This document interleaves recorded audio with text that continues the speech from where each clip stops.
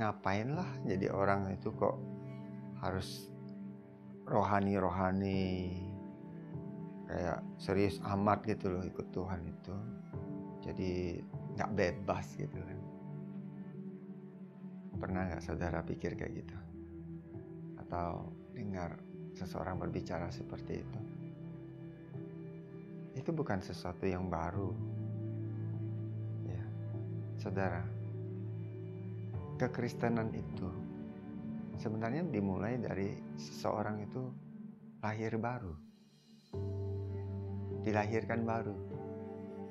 Firman-Nya di dalam Efesus 2 ayat 10 berkata, kita ini buatan Allah, diciptakan di dalam Kristus Yesus untuk melakukan pekerjaan baik yang Tuhan sudah persiapkan sebelumnya. Jadi, saat kapan seseorang menjadi ciptaan baru?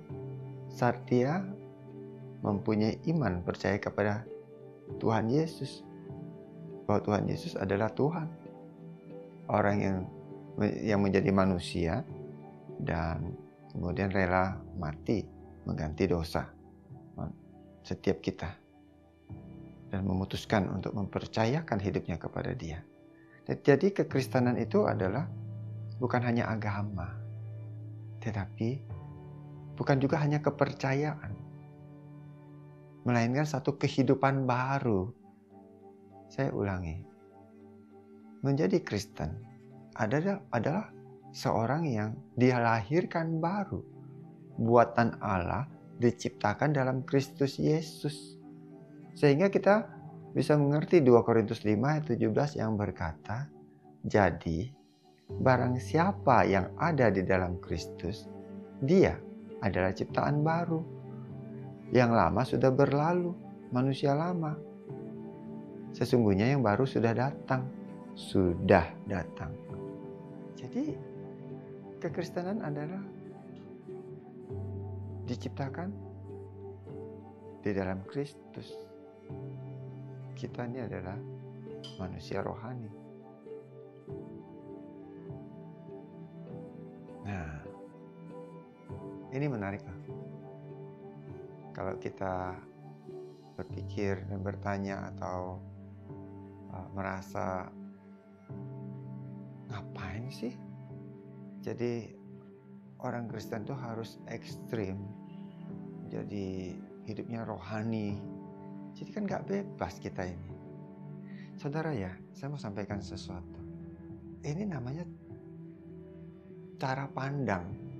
Banyak orang sudah lahir baru, tapi dia tidak pernah mengubah cara dia memandang tentang kelahiran barunya dia. Jadi kekristenan, lahir baru, itu bukan agama. Sekedar punya agama maksudnya. Ya tetap kita bilang agama ya, agama Kristen maksudnya iya. Tetapi yang saya maksudkan ini adalah pengalaman kehidupan iman yang dimanifestasikan, artinya dinyatakan di dalam kehidupan. Iman percaya yang dimanifestasikan, dinyatakan, menjadi kenyataan di dalam kehidupan. Jadi bukan tentang menjadi rohani, sok rohani, ngapain jadi susah, nggak boleh ini, nggak boleh itu. Pertama kali kita perlu menangkap bahwa saya ini adalah buatan Allah, diciptakan baru. Jadi bukan lagi membawa pola pikir cara pandang yang lama. Jadi perjalanan saya sesimpel saya sebagai ciptaan yang baru, saya mengubah cara pandang saya sesuai dengan ciptaan yang baru itu. Melihat diri saya adalah manusia yang baru. Apanya yang baru? Itu pertanyaannya. Tubuhnya baru. Tubuh seseorang yang lahir baru kan tidak baru. Nah, Nikodemus pernah berpikir seperti itu, jadi nggak masuk di akal sehat dia. Dia bilang, mana mungkin ya? Saya yang tua ini masuk lagi ke rahim ibu, lahir lagi nggak bisa masuk pikiran dia. Bukan itu yang Tuhan Yesus maksudkan. Tuhan Yesus menegur, mengingatkan, Nikodemus, kamu tuh nggak paham sekalipun kamu mengajar. Yang maksudkan bukan itu. Terus apanya dong yang baru? Jiwanya belum, tetapi rohnya kan.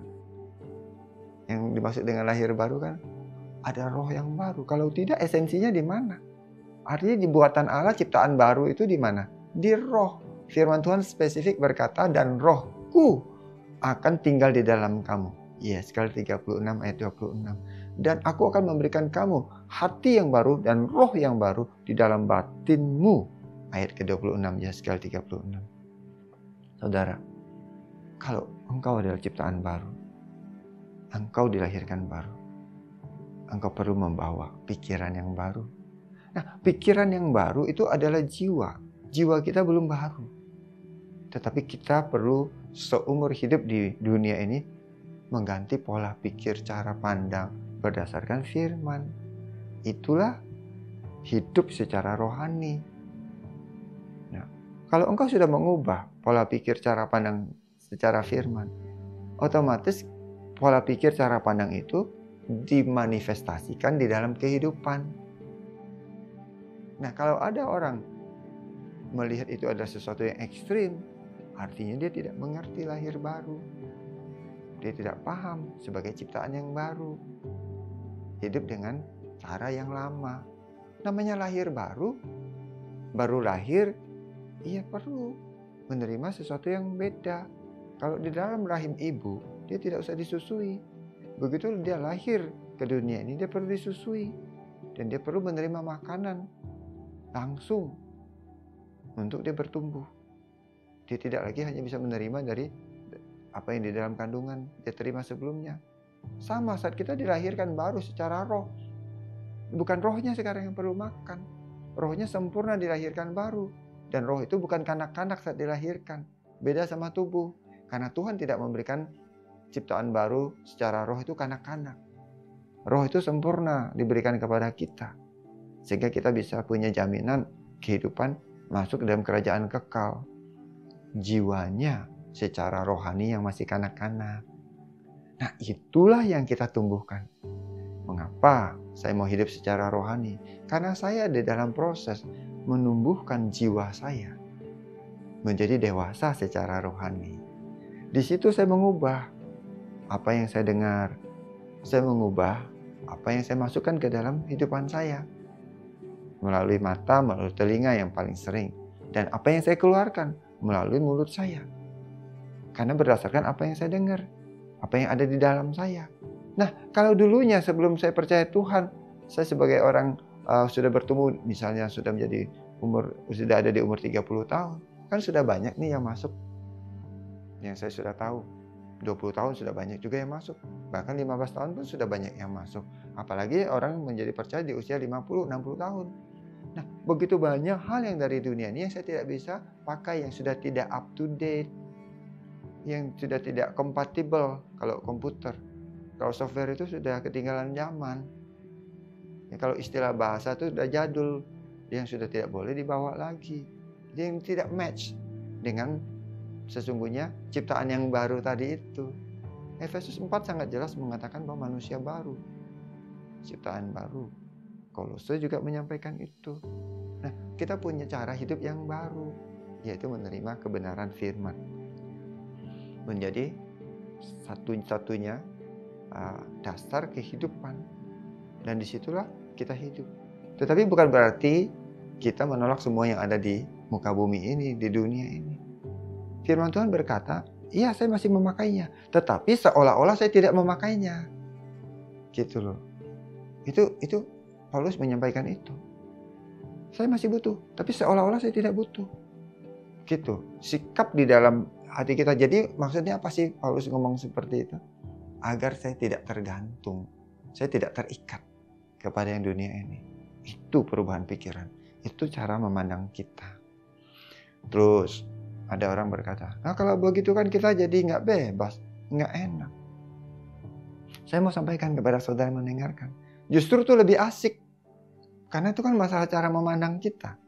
Nah, kalau saya terikat kepada dunia, kan dunia ini akan lenyap. Kalau saya terikat kepada kekekalan, kekekalan akan tetap. Justru di muka bumi inilah saya mau mengikatkan diri saya, memfokuskan hidupan saya kepada kekekalan. Bukan nanti. Kenapa? Nanti, urusan nanti, kata orang.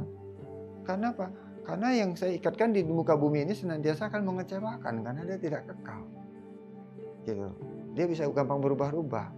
Kalau saya mengikatkan diri saya kepada kebenaran firman dan saya berjalan berdasarkan kebenaran firman, sepertinya saya tidak cocok sama dunia ini. Sepertinya saya sedikit aneh lah mungkin menurut orang. Ya jadi susah hidupnya. Kenyataannya tidak. Karena yang datang dari kekekalan sebenarnya dia lebih kuat, dia lebih kualitas, dia lebih punya daya tahan daripada yang datang dari dunia. Makanya lebih asik. Orang lain terganggu, saya tidak terganggu. Orang lain jadi galau, saya tetap tenang. Orang lain bergejolak, saya bergelora. Itu beda loh. Karena cara memandang hidup ini sudah beda. Gitu. Jadi tidak perlu banyak hal yang dipertahankan. Kalau kehilangan, ya enggak apa-apa. Saya tetap masih punya banyak di dalam Tuhan. Karena itu cara memandang kan. Nah saudara, kalau kau bisa memandang dirimu seperti itu di dalam Tuhan, secara rohani, kamu lihat bahwa engkau tidak kekurangan apapun, engkau akan menjadi orang lebih mudah. Tetapi bukan menjadikan malas. Karena kita tetap hidup di muka bumi ini, kita tetap bekerja. Kita tetap melakukan apa yang kita perlu lakukan. Tetapi kita tidak perlu, kata orang Chinese, tidak perlu ngoyo. Itu bukan bahasa Chinese sih. Dia ngerti kan? Tidak perlu kayak ngejar itu, kayak orang mau menangkap sesuatu tuh kayak mau diraup semua itu loh. Jadi dikejar begitu rupa sehingga terjadi banyak persoalan dan masalah. Segala cara gitu maksudnya dipakai. Ya, akhirnya mencederai orang lain. Gitu. Kalau saya melihat diri saya adalah punya jaminan di dalam Tuhan, saya tetap bekerja. Tapi saya tidak akan memakai cara-cara yang tidak benar. Sehingga tidak ada konsekuensi masalah yang mendatangi. Makanya kenapa banyak orang berurusan dengan hukum di dunia ini? Karena pasti banyak pelanggaran hukum. Justru kalau kita hidup dengan firman Tuhan kan kita tidak perlu melanggar hukum-hukum di dunia ini. Artinya kita menjadi orang yang melakukan tindak pelanggaran, kecurangan, pidana dan sebagainya. Gitu loh. Jadi asik hidupnya justru. Jadi manusia rohani kalau saya boleh pakai kata istilahnya. Kalau saudara bisa mengerti. Hidup secara rohani itu menuruti firman jadi asik. Enggak banyak hal. Di awalnya sepertinya aneh. Karena cara memandangnya beda. Lihatnya sebagai larangan. Kalau saya lihatnya sebagai kesempatan. Menjadi manusia rohani itu, hidup secara rohani itu jadi kesempatan gitu loh. Itu beda banget. Hidupnya otomatis bisa terangkat. Jadi beda. Kemampuannya jadi berbeda. Daya tahannya berbeda. Fokusnya berbeda. Kesungguhannya berbeda. Akhirnya tidak banyak masalah, persoalan, tidak banyak kekecewaan, tidak ada luka. Kualitas hidupnya jadi beda. Kalau dia menikah, pernikahannya jadi berbeda. Tidak banyak lagi konflik. Kalau dia punya anak, anak-anaknya berbeda. Anak-anaknya melihat bapaknya jadi penuh kasih dan sayang, tapi tetap ada ketegasan. Wow, dahsyat itu. Nah, kalau dia bekerja, di dunia kerja, di tempat kerja, di kantornya, dia berbeda. Dia jadi rajin. Kenapa? Karena firman mengajarkan dia rajin. Dia menjadi anak, dia menjadi karyawan ya, kalau bawahan itu patuh. Jadi taat gitu loh. Nggak ngeyel, nggak masuk siang, telat. Terus nggak suka ngelawan. Nggak curang, nggak mark up sana, mark up sini. Gitu kan, senang kan? Itu yang benar. Artinya kan dia tidak jadi masalah. Walaupun sepertinya penghasilan dia tidak sebanyak dulu karena dulu suka mark up misalnya. Tapi kan itu salah. Ada konsekuensi loh kesalahan itu. Sehingga dia tidak perlu tanggung. Rasa malu, nanti kebongkar dan disuruh ganti. Gitu loh. Jadi ini contoh. Jadi asik sekali manusia rohani itu. Dahsyat. Kemudian dia mempunyai visi. Orang hidup secara rohani itu. Arah hidupnya jelas. Gitu. Kalau orang bilang itu susah, saya mau bilang itu kesempatan yang luar biasa. Hidup secara rohani. Nah, saudara mau percaya yang mana? Ya, saudara mau percaya yang tidak kekal, ya saudara ada di situ. Tapi kalau saudara melihat ini kesempatan, saudara ambil. Ya, hidup secara rohani itu menjadi kesempatan baru. Karena sesungguhnya kamu adalah dilahirkan baru ya menjadi manusia rohani. Rohnya yang baru kan. Itu arti kata rohani kan dari roh. Bukan manusia jasmania atau jiwania gitu. Saya percaya ya, hal-hal seperti ini bisa ditumbuhkan di dalam Tuhan. Amin.